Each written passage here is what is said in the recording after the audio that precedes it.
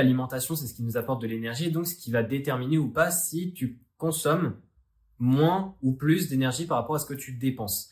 Le truc, c'est que souvent, quand on fait une enquête alimentaire, quand on demande à quelqu'un qu'est-ce que tu as mangé et qu'on essaye de lui demander un peu des proportions dans l'assiette, etc., les personnes, alors il y a plein de raisons. Ça peut être une raison inconsciente, ça peut être une raison consciente, ça peut être en psychologique, ça peut être juste qu'on n'a pas les connaissances. Bref, il y a plein de choses qui font que généralement, les personnes ont tendance à dire des quantités qui sont moins grandes et donc ça fait qu'on a une quantité d'énergie à la journée qui est plus petite que ce que c'est réellement. Par exemple, si une personne, ses besoins par jour, elle se dépense à 2000 calories par jour, eh bien, elle aura tendance à dire, si, imaginons de base, elle est en maintien calorique, c'est-à-dire qu'elle perd pas de poids, mais par contre, elle en prend pas non plus, eh bien, elle aura tendance à dire, ah bah, moi, je suis à 1600 calories. Si on fait, évidemment, le calcul, je lui dis, ouais, qu'est-ce que tu as mangé à midi? Qu'est-ce que tu as mangé ce matin? Etc.